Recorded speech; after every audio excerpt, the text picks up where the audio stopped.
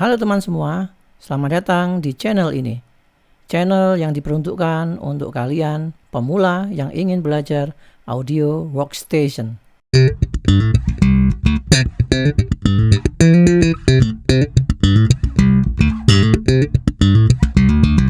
Kembali lagi dengan saya.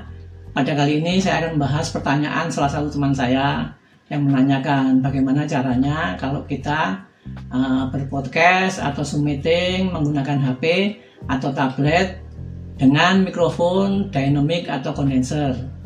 Sebetulnya jawabnya sederhana. Jawabnya adalah bisa. Tetapi tergantung juga handphonenya. Ada handphone yang tidak kompatibel, ada juga yang kompatibel. Seperti handphone saya yang merek Samsung kebetulan tidak kompatibel. Sedangkan yang Xiaomi kompatibel. Silakan coba saja. Yang perlu diperhatikan adalah awas voltase dari mikrofon bisa jadi terlalu besar sehingga masuknya di headphone bisa kelebihan arus listrik. Seperti saya sampaikan kemarin bahwa konversi dari tekanan udara yang diterima oleh mikrofon itu kan dirubah menjadi arus listrik. Nah, arus listrik itu disalurkan melalui kabel menuju ke handphone atau ke tab kalian. Nah, pada saat itu bisa jadi kelebihan arus listrik. Kalau kelebihan arus listrik, maka suaranya akan peak. Sederhananya seperti itu. Nah, kalian bisa coba-coba menghubungkan mikrofon kalian dengan HP atau tab kalian dengan memperhatikan itu. Nah, yang harus dipersiapkan tentunya mikrofonnya. Kalian bisa pilih yang dynamic atau yang kondenser, terserah. Lalu yang harus dipersiapkan kedua adalah kabelnya. Tentu saja ujungnya adalah kabel XLR, namun ujung satunya adalah kabel TRS. Nah, seperti kalian ketahui bahwa handphone atau tab konektor TRS-nya kan kecil, berarti kalian harus cari itu kabel XLR to TRS yang kecil supaya bisa masuk ke handphone. Nah, yang perlu diperhatikan lagi bahwa sebetulnya konektornya sini ini adalah TRRS alias ringnya itu ada 3 ya, karena yang satu untuk mikrofon, yang 2 untuk headphone. Nah, sedangkan di pasaran itu konektor yang XLR ke TRS itu ringnya cuma 2. Nah, oleh sebab itu kalian perlu suatu splitter seperti ini. Splitter ini bisa kalian dapatkan di mana aja. Di toko komputer juga ada, di toko elektronik juga ada, online juga ada, murah harganya ya. Nah, yang satu ini adalah jalur mikrofon, yang satunya jalur headphone. Baru kemudian kita colokkan splitter ini ke handphone. Yang bagian mikrofon kita colokkan kabel TRS. Nah, kalau kalian mau pakai headphone silahkan pakai headphone di sini. Ujungnya XLR tentunya dihubungkan dengan mikrofon. Dalam kesempatan ini saya berani menghubungkan langsung mikrofon dynamic kepada handphone karena sudah saya jelaskan waktu lalu. Voltase dari mikrofon dynamic ini sangat kecil, jadi relatif aman ya. Nah, bahkan kalau kita coba tes, dia masuknya akan kecil sekali karena voltasenya memang sangat kecil. Supaya voltasenya cukup untuk menaikkan gainnya, seperti saya sampaikan waktu lalu juga, kalian bisa gunakan preamp. Namun kembali lagi ke bahasan yang tadi, hati-hati kalau menggunakan preamp karena akan bisa kelebihan daya. Cara menggunakan preamp sederhana, kita hubungkan mikrofonnya dengan kabel XLR. Ujung satunya masuk ke preamp. Lalu kita ambil kabel XLR to TRS yang tadi, kita hubungkan untuk ke outputnya. Jangan lupa kabel TRS-nya harus kita sambungkan kepada splitter. Cari yang hubungannya ke mikrofon, baru masukkan ke handphone kalian. Nah, pada handphone kalau kita tes, maka audionya kelihatan besar di sana ya. Tes, sinyalnya tampak besar sekali ya. Nah, itu tadi teman-teman, kalau sinyalnya terlalu besar, dia pasti akan peak. Nah, solusinya supaya optimal, kita harus menggunakan satu lagi alat yang namanya Audio Signal Defender. Alatnya kecil, yang mana intinya di dalamnya terdapat suatu tahanan, di mana tahanan itu bisa kita atur besarannya supaya arus listriknya itu bisa kita atur juga. Audio Signal Defender atau ASD itu banyak sekali macamnya di pasaran. Yang paling terkenal waktu zaman dulu namanya iRig, ya, buatan dari iKey Multimedia. Nah, sekarang buatan lokal juga banyak banget. Salah satunya adalah mereknya Keyplug. Intinya adalah listrik yang dikirim dari mikrofon yang besar itu tadi, karena kita pakai preamp, ya, kita bisa atur tegangannya dengan suatu potensio di sini. Baru dia akan kita keluarkan dengan voltase yang kita inginkan, sehingga pada saat masuk ke dalam handphone atau tab tidak kebesaran. Instalasinya sederhana, seperti tadi mikrofon kan kita hubungkan dengan kabel XLR, ya. Lalu kabel XLR kita hubungkan dengan suatu preamp, ya. Nah, karena konektor dalam ASD ini adalah TRS yang seperempat, ya, yang gede, maka kita cari kabel XLR to TRS yang besar. Lalu kemudian dari preamp ini kita hubungkan dengan kabel XLR, ujung satunya baru kita masukkan ke ASD ini.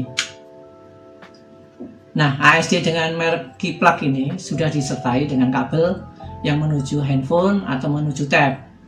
Kabelnya adalah TRRS, yaitu dengan 3 ring, sehingga kita tidak lagi memerlukan splitter seperti ini. Langsung kita colokkan di handphone atau di tab. ASD ini memerlukan catu daya 12 volt dari sini, ya. Pada paketnya ASD merek Keyplug ini disertai juga suatu kabel catu daya yang bisa kita hubungkan dengan koneksi power USB seperti charger HP kalian.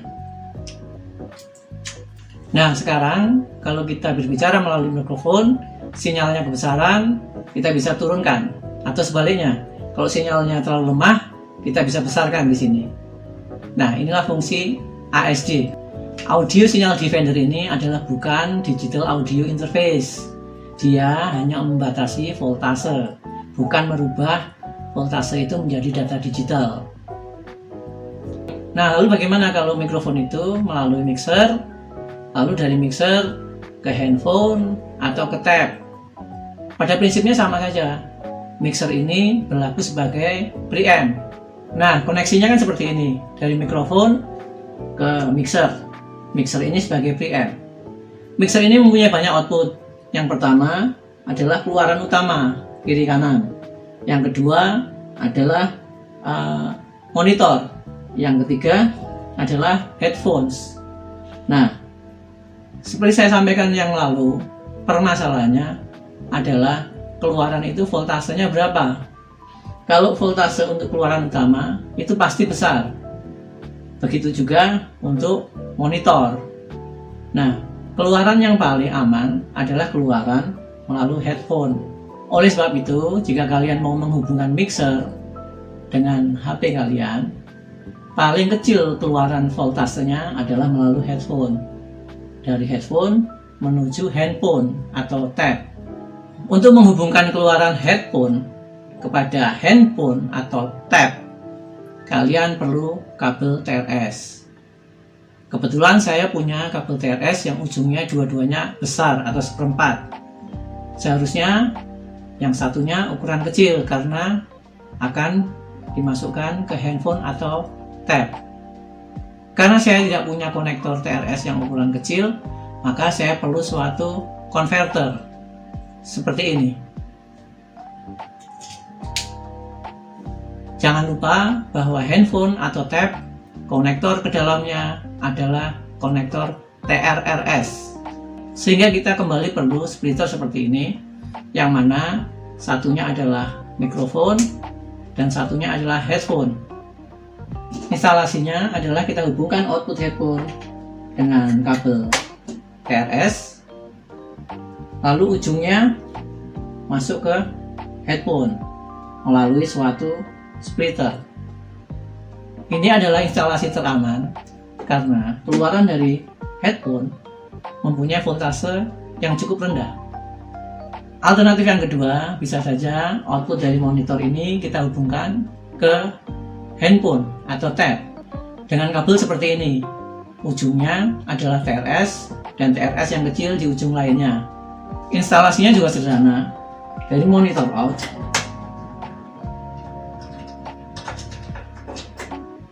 keluar menuju kabel TRS kecil ini, dari sini menuju handphone. Jangan lupa, kita masih memerlukan suatu splitter untuk memecah antara mikrofon dan headphone. Resiko instalasi seperti ini adalah outputnya voltasenya terlalu besar, sehingga kita memerlukan suatu audio signal divider. Kita juga bisa menggunakan output utama ini untuk keluarannya lalu menuju headphone. Namun, seperti saya sampaikan, output utama ini pastilah voltasenya paling besar. Koneksinya tentu saja kita menggunakan kabel XLR, yang mana ujung satunya adalah TRS. Instalasinya adalah seperti ini. Kita masukkan kabel XLR ke output utama.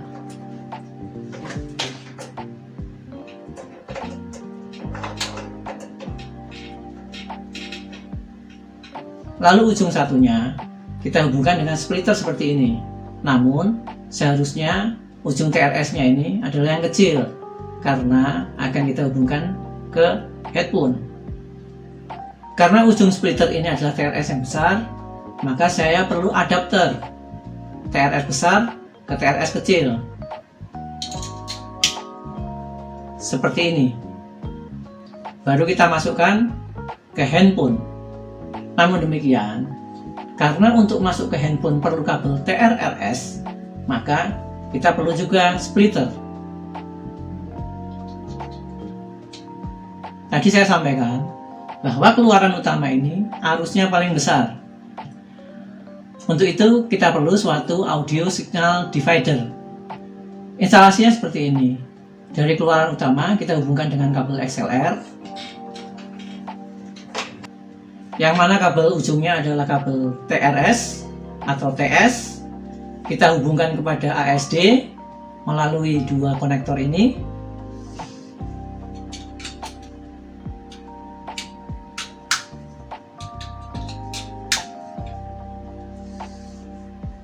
Kebetulan ASD ini disertai dengan suatu kabel TRRS, yaitu kabel dengan ring 3, yang mana bisa kita langsung hubungkan dengan handphone. Seperti ini. Nah, silahkan kalian mencoba dengan mengatur potensio tahanan di sini supaya arus listrik yang ke handphone tidak kelebihan, alias tidak peak audionya. Satu lagi yang bisa kalian lakukan jika kalian menggunakan mixer jenis ini, yaitu bahwa mixer ini sebetulnya adalah audio converter, alias keluarannya ada yang jalur digital. Maka kita tidak perlu mengcapture audio dari analog ini, namun langsung dari digitalnya, alias bahwa data yang kita kirim dari mixer ini tidak lagi voltase menuju handphone, tapi sudah langsung data digital. Koneksinya adalah kalian memerlukan suatu kabel printer seperti ini, yang ujungnya USB seperti ini, kotak. Ujung satunya adalah USB seperti biasanya. USB yang kotak kita hubungkan kepada konektor USB di belakang mixer ini.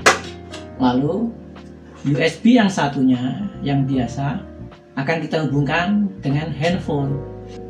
Nah, karena ujung USB ini adalah tipe yang besar, sedangkan USB yang ada di handphone kalian atau tab kalian adalah tipe yang mikro, maka kita perlu konverter, yaitu namanya kabel OTG.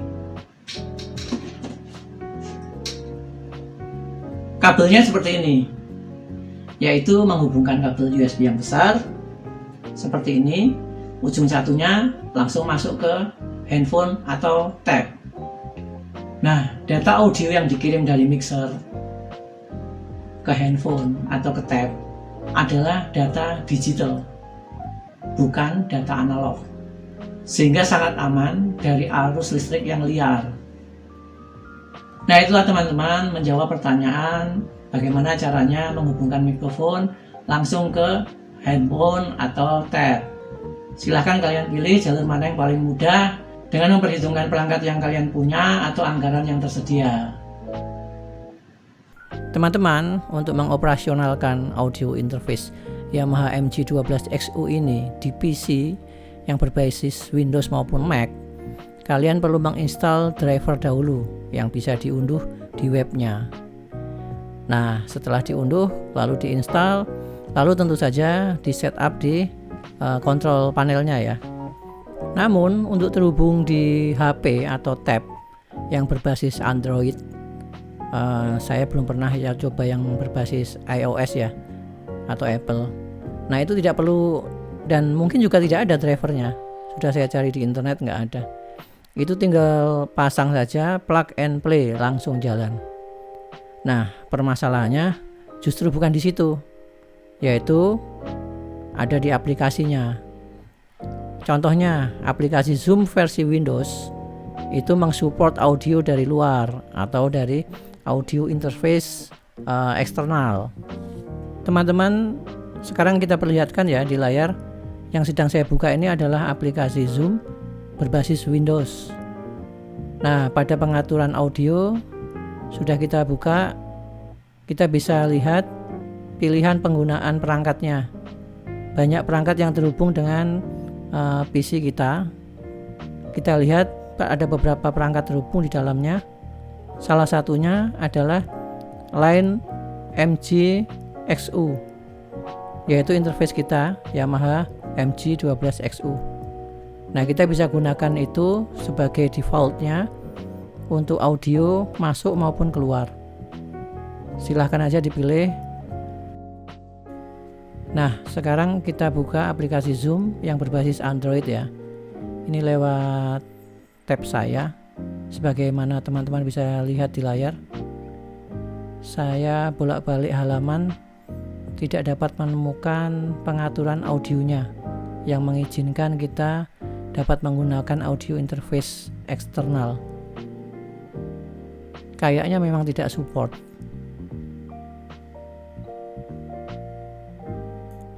Bukan karena Androidnya nggak support.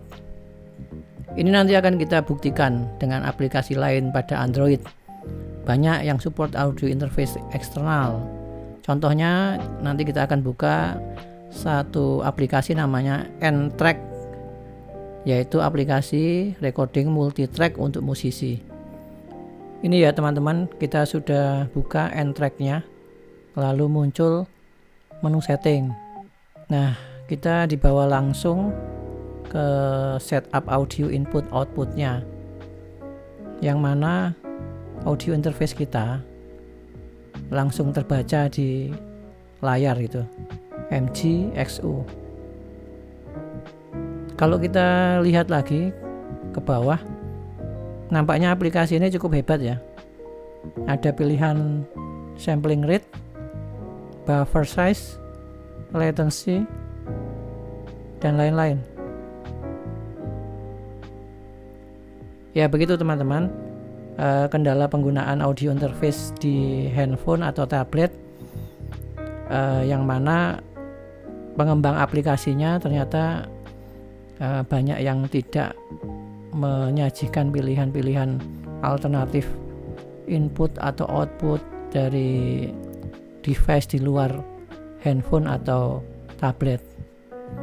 Jadi untuk yang eksternal audio interface-nya tidak bisa terbaca di sana. Bukan karena tidak support oleh Android.